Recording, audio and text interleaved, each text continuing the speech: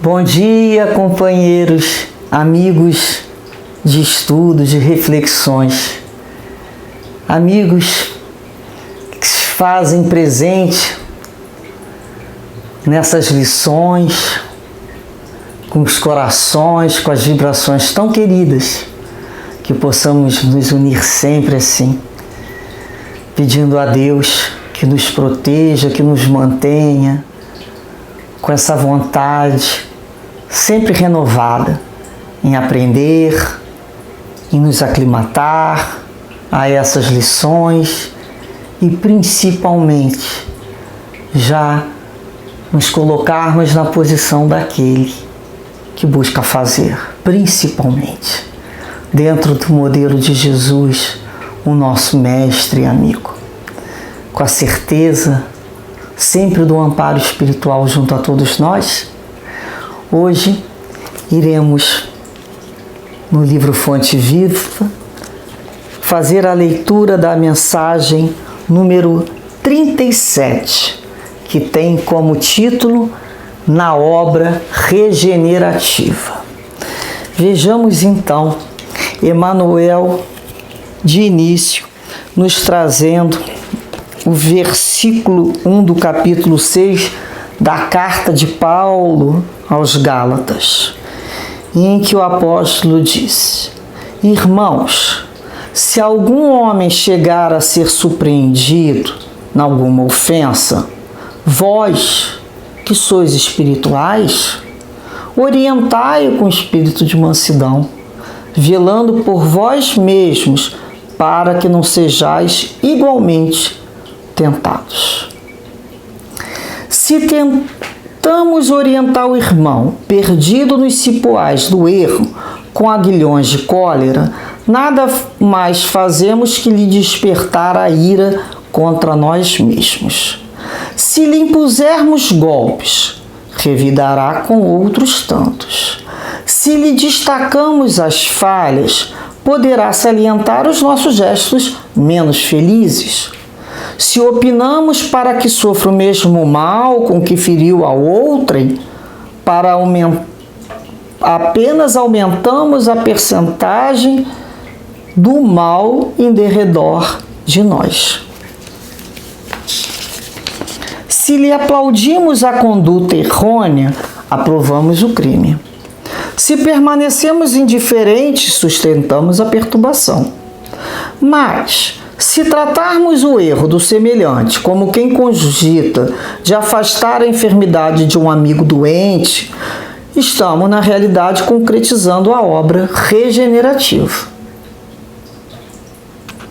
Nas horas difíceis em que vemos um companheiro despenhar-se nas sombras anteriores, não olvidemos, não esquecemos que para auxiliá-lo é tão desaconselhável a condenação quanto o elogio. Se não é justo atirar petróleo às chamas com o propósito de apagar a fogueira, ninguém cura chagas com a projeção de perfume. Sejamos humanos antes de tudo. Abeiremo-nos do companheiro infeliz com os valores da compreensão e da fraternidade. Ninguém perderá exercendo o respeito que devemos a todas as criaturas e todas as coisas. Situemo-nos na posição do acusado e reflitamos se, nas condições dele, teríamos resistido às sugestões do mal. Relacionemos as nossas vantagens e os prejuízos do próximo com imparcialidade e boa intenção. Toda vez que assim procedermos, o quadro se modifica nos mínimos aspectos. De outro modo, será sempre fácil zurzir e condenar, para cairmos com certeza nos mesmos delitos quando formos por nossa vez visitados pela tentação. A gente fica sempre impressionado, né, com a capacidade de profundidade e síntese do Espírito Emmanuel. Como é que ele lida, né, com o tema e nos coloca em posições que nos encontramos no dia a dia. na obra regenerativa. E ele nos traz, né, Paulo falando, se a gente chegar a ser surpreendido, o irmão numa ofensa, vós que sois espirituais, somos nós. Nós somos criaturas que nos consideramos materialistas ou já espíritos imortais? Já entendemos a nossa posição. Como nós nos colocamos? Vós que sois espirituais, vós que percebes que existe, né, e tem certeza de Jesus, de um Deus. Vós, nós somos criaturas espirituais. Então são para nós. Orientai o seu irmão com espírito de mansidão. Mansidão. Olha que beleza a palavra. Mansos. Mansos. Nós somos mansos. Nós somos mansos quando temos que orientar alguém. A orientação é para que orientemos com mansidão. Então ele está falando com mansidão para que a gente também fale com mansidão. A palavra é mansidão. Nós já temos essa virtude, essa capacidade de orientar. De que modo? Orientar é neutro. Orientar de que modo? Com mansidão.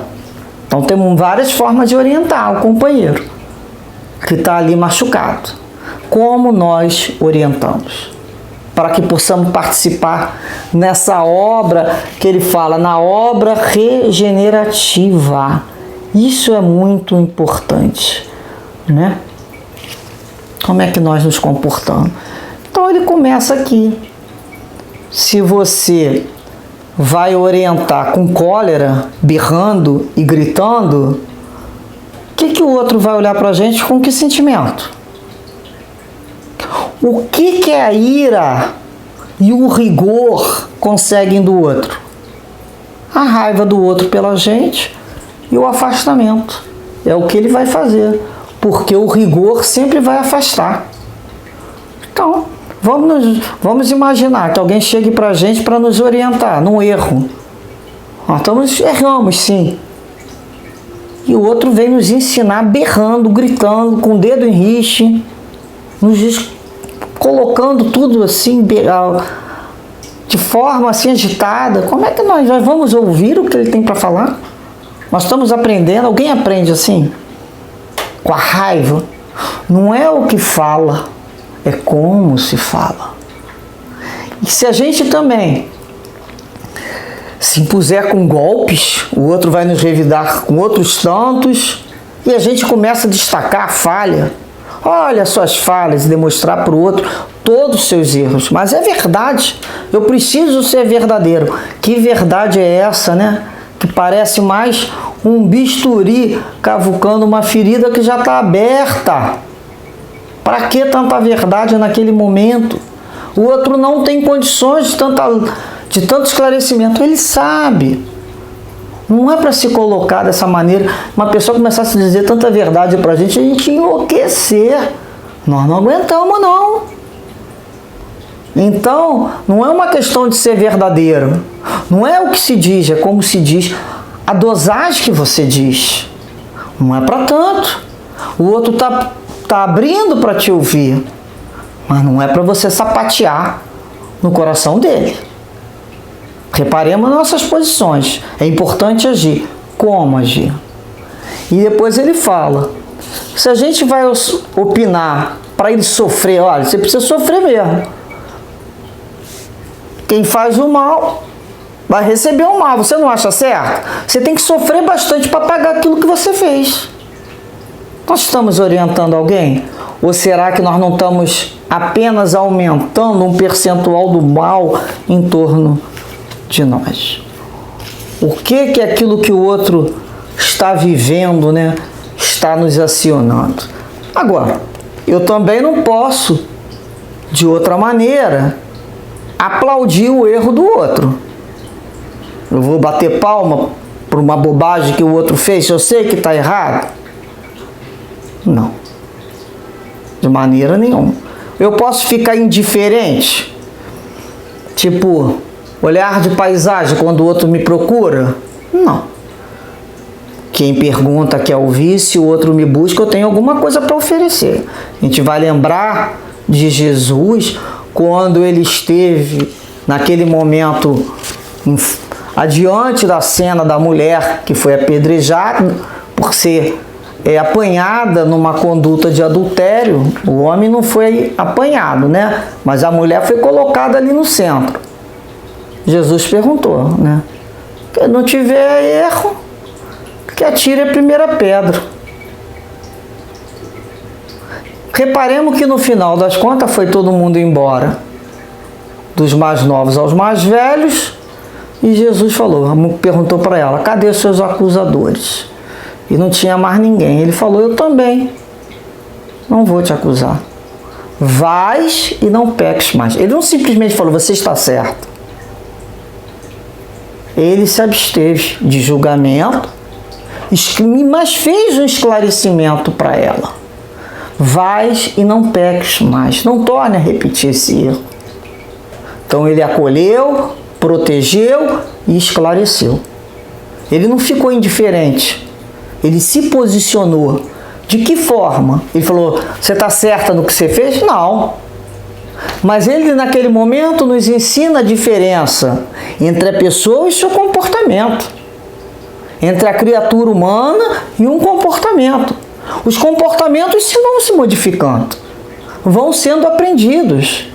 Então, nós precisamos, que nem o Espírito Emmanuel nos chama aqui, a tratar o erro do semelhante como se estivéssemos cuidando da enfermidade de um amigo. Estamos, na realidade, concretizando a obra regenerativa, como assim se faz. Quando a gente começa a tratar o erro do outro, afastando a enfermidade, ajudando, passando um bálsamo, né? Que a gente fala, e ao mesmo tempo. Então a gente vai lembrar sempre, ó, a gente esclarece e consola. Esclarecer e consolar. Não é ficar indiferente. Aquele que está no erro, ele está doente. Se ele fez algum mal, foi apanhado no mal, quem faz o mal é doente, está doente. Todas as vezes que nos afastamos do amor, estamos adoecidos.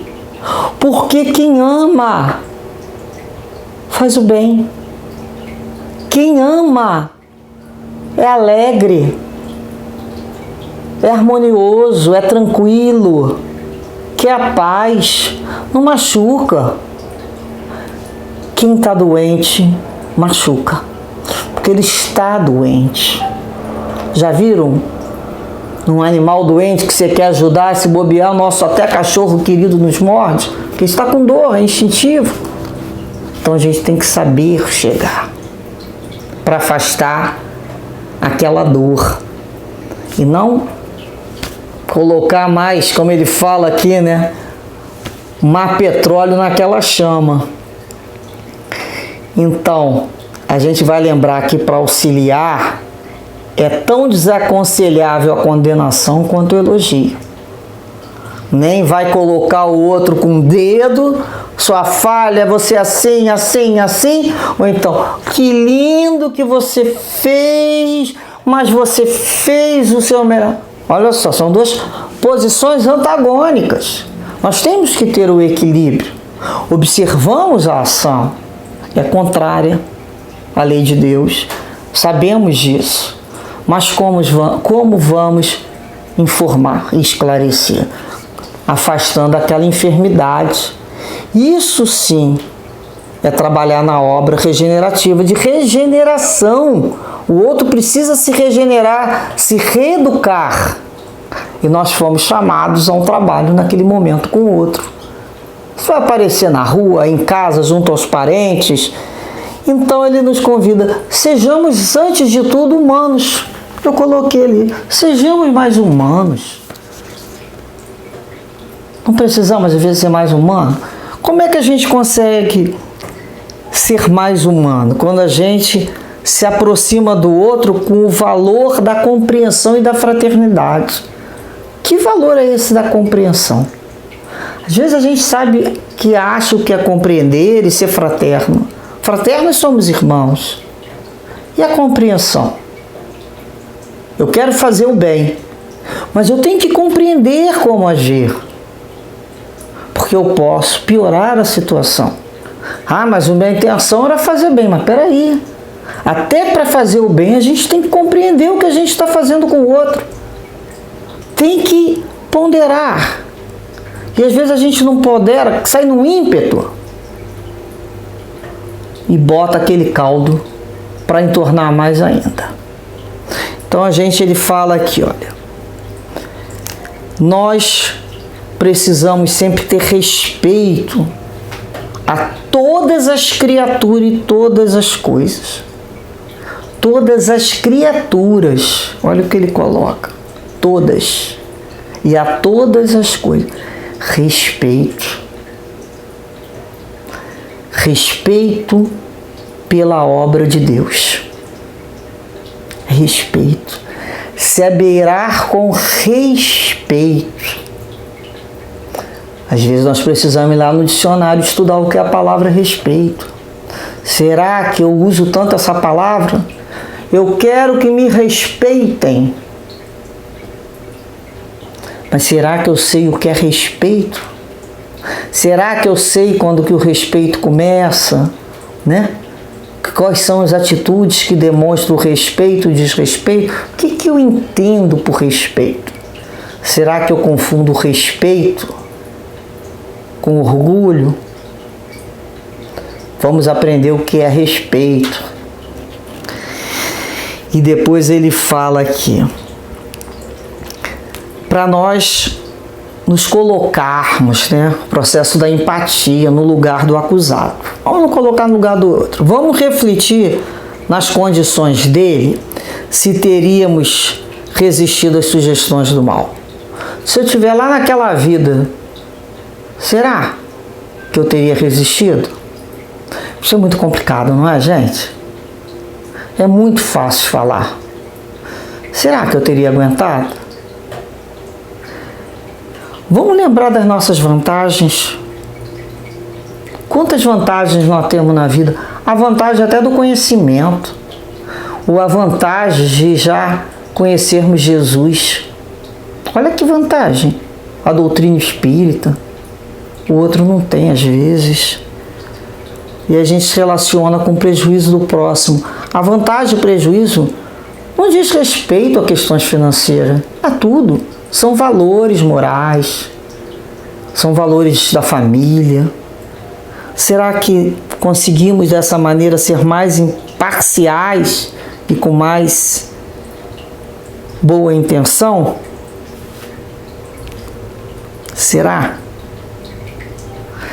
A gente lembra, né, que muitas vezes a gente pede, quando a gente se coloca, né, a gente lembra dos nossos erros, as situações infelizes que já fomos os protagonistas, os autores. E naquele momento, após um arrependimento sincero, pensamos em relação ao outro. Ai, me ama. Me ama quando eu menos mereço, porque é quando eu mais preciso. Preciso tanto ser amada naqueles momentos que sou pega no erro. Não é assim? Pensemos.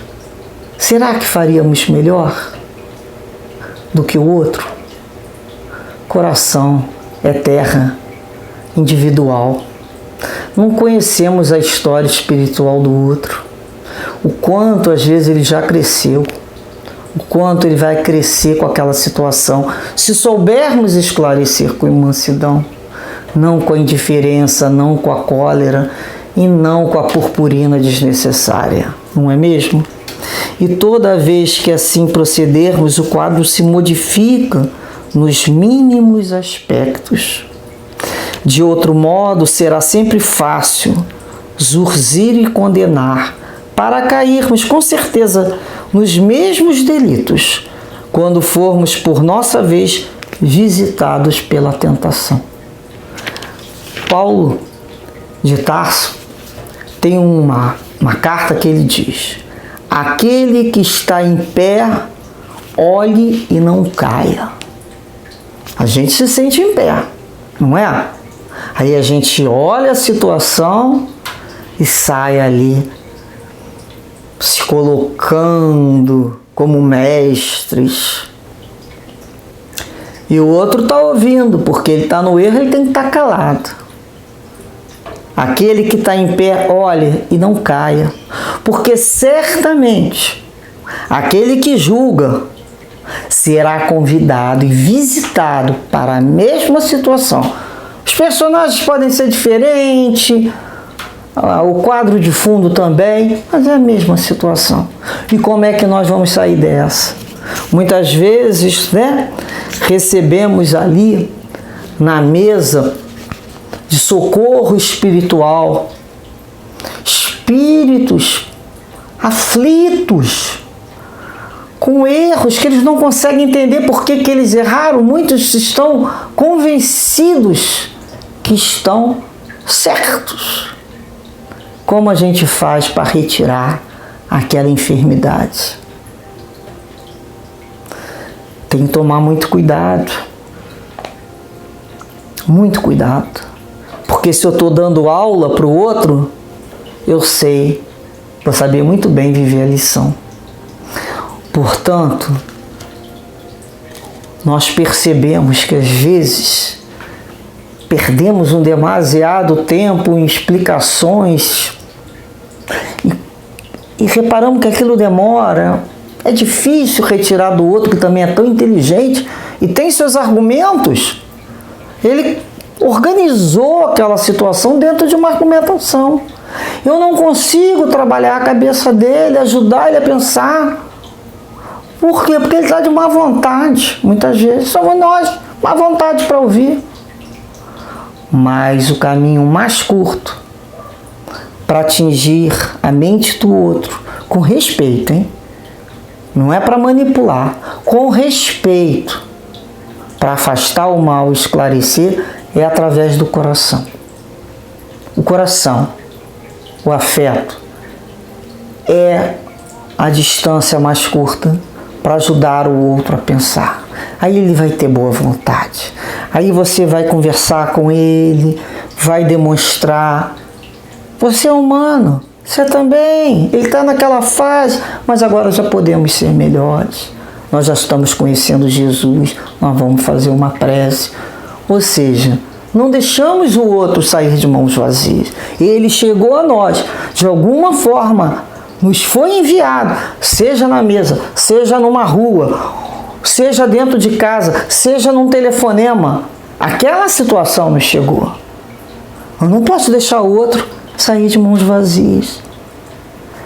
Eu preciso ajudar aquele companheiro que está adoecido a afastar, como ele nos diz aqui, a enfermidade.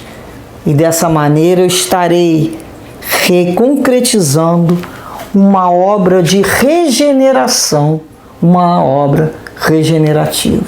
O outro está se reeducando.